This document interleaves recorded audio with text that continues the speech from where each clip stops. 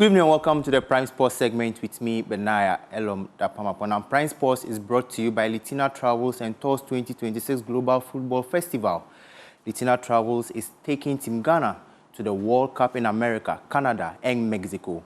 Your Litina Travels package includes visa to watch all 3 group stage matches, 3 official match tickets, return charter flights, top-class hotel accommodation, travel insurance, and exclusive access to business networking events across all host nations.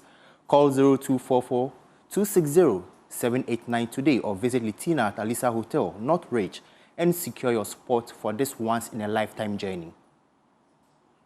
Now, the Minister for Sports and Recreation, Kofi Adams, is urging Ghana to public support the sports fund. Now, the fund, which is the first of its kind, is intended to serve as a major source of revenue for all sporting activities across the nation in all the country. Now, speaking on the floor of Parliament, the minister donated 2 months of his salary to the fund and called on the various arms of government to follow suit. Sport contributes approximately 2% to GDP in advanced economies. Globally, the sports industry exceeds USD 500 billion in value. Yet on our continent, sport contributes less than 0.5% to GDP in most countries. Not because we lack talent, not because we lack passion, but because we have not yet built a financing system that matches our ambition. The Ghana Sports Fund provides us that system.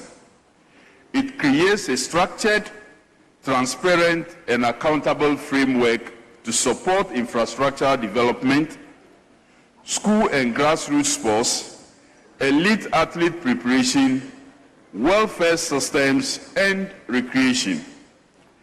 It allows us to move from ad hoc allocations to predictable investment. It signals to the private sector that sport and recreation is not a favor. It is an industry.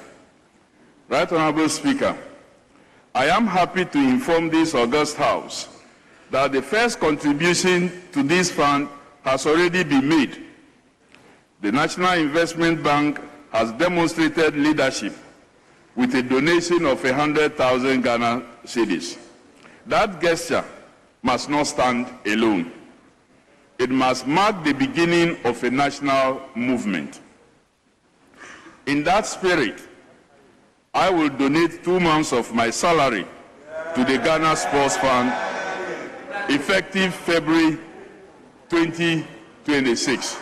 If we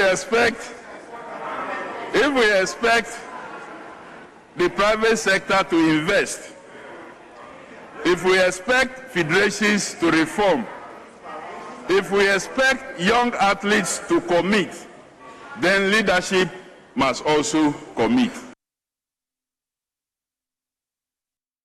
To the statement, some members of Parliament also pledged their support for the fund, while stressing the need to establish a sustainable and reliable source of financing to ensure the long-term success of the initiative.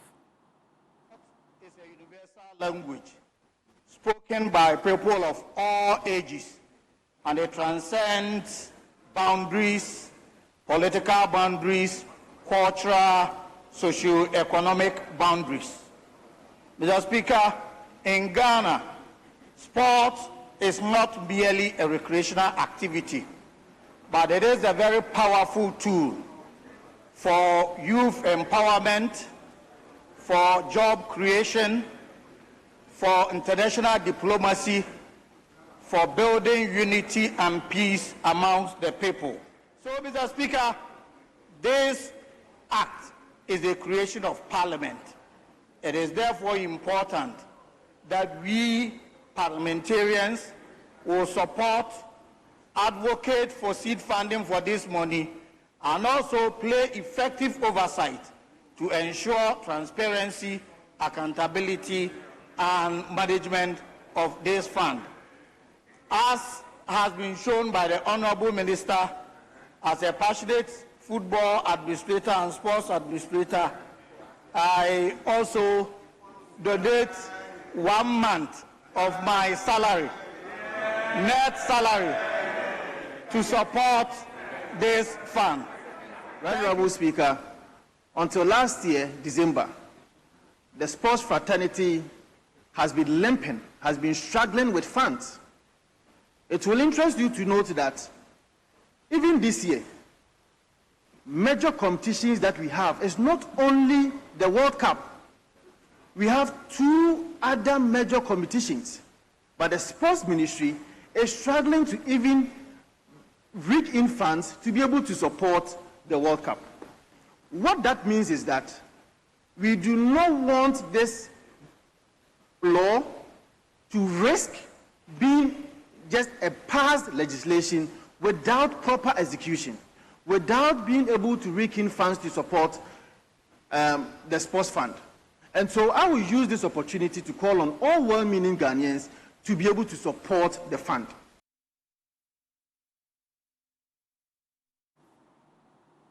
Now, Black Stars head coach Utuado delivered a lecture to students of the University of Ghana's Department of Physical Education and Sports at the Rugby Stadium as part of special talk themed individual player development. We have more for you in this report.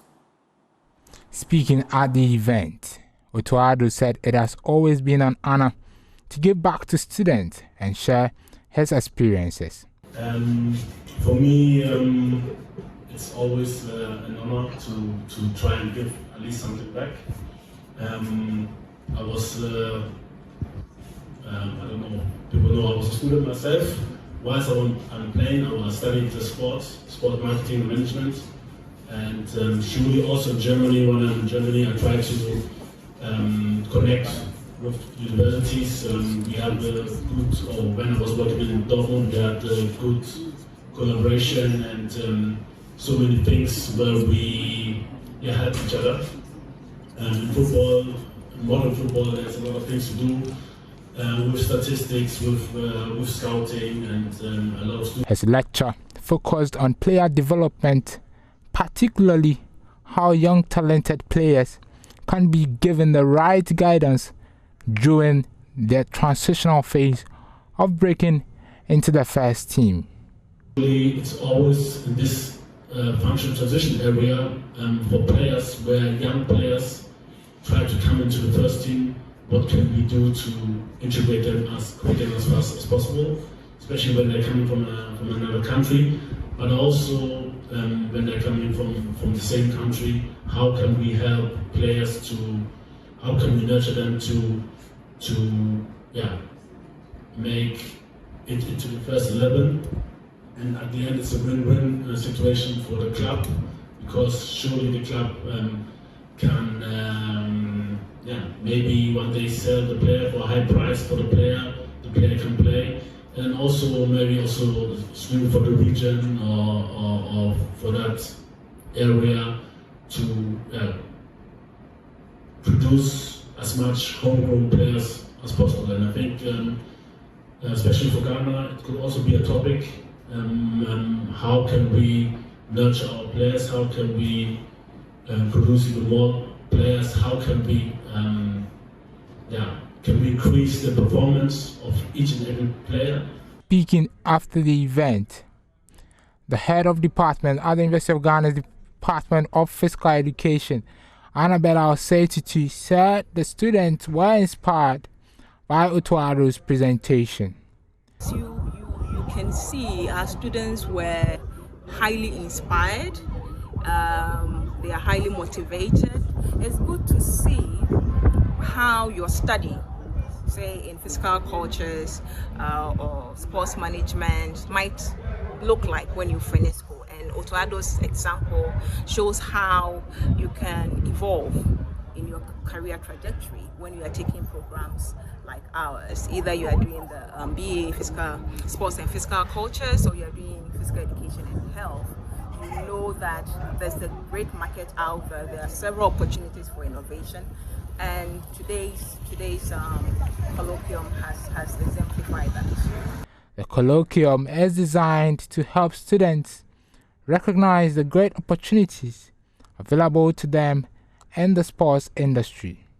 Reporting for Joy Sports, Penti Jijo, University of Ghana. Now, Ghana are just 4 months away from their opening game at the Global Showcase in USA, Canada, and Mexico. Now, the Black Stars begin their campaign against Panama on June 17 before facing England and Croatia in Group L. Now, despite injury concerns involving key players such as Mohamed Kudus, Ernest Noama, and Mohamed Salisu, GFA President Keto Kreku remains confident that the team will be ready to impress at the tournament. And I'm glad that we made it again to the World Cup. We have made it not because Kurt is a magician. Kurt is not a magician. We have made it because God has been with us. Absolutely. We have made it because we put in the hard work. We have made it because Ghana have been solid behind us. I think that the team would prepare, and preparations have been ongoing behind the scenes. The team will be ready for the World Cup, and I'm very positive that if we get all our players on board the aircraft, if all our top players, all our players arrive safely with us, God willing, in the US, Ghana will fight for our shirt. This is what I know. Are you looking at us going beyond the group stage? We are playing Panama, we are playing England, big one, we are playing Croatia. We have 3 big games. Yes, very big games. The biggest one, in my opinion, is Panama. That's the biggest game for me. But the Black Stars will be ready. We'll be playing home, away from home. We'll be playing in Toronto, our home. We'll be playing in Philadelphia, our home. We'll be playing in Boston, our home. God bless Ghana. Now to some youth football, where the Black Starlets are stepping up preparations ahead of the upcoming U17 Africa Cup of Nations in April. Now the team has been involved in a series of domestic friendly matches as the technical team assesses players to finalize the squad and the tournament.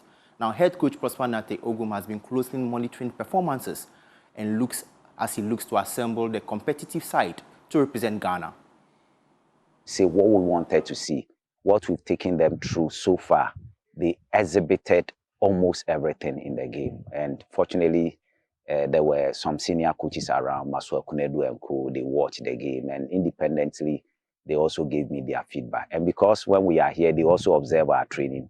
They told me that everything that they see in our training, the boys did exactly those things in the match, in the 2 matches that we played, which to them is a great incentive or motivation for the whole team. So as far as these 2 matches are concerned, they played according to our team structure and the principles within the team structure. Now, per where we've got into, we are not playing matches that are below Division 1.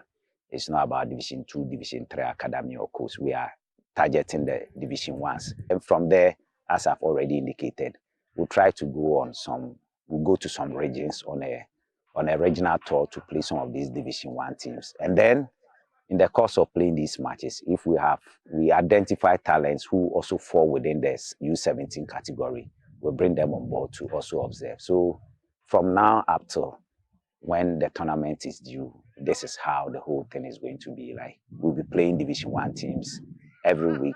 If it's possible, we'll try to play 2 games because the number is huge, so that will give everybody equal and known chance of being selected or being sent away. What we are going to do is, as and when we play these matches and we put these players to test, those we think that we need to let them go, we'll let them go. Those we think that we need to let them stay, we'll let them stay. So it's not going to be a one-off thing. When we do it one-off, it will tell the other players that nobody's coming in. And in terms of energy, impact, and what have you, they wouldn't give their best. I know at the end of the day, anybody who will be leaving us wouldn't leave us in pain, but he will leave appreciating the fact that he did his best, but his best wasn't the best.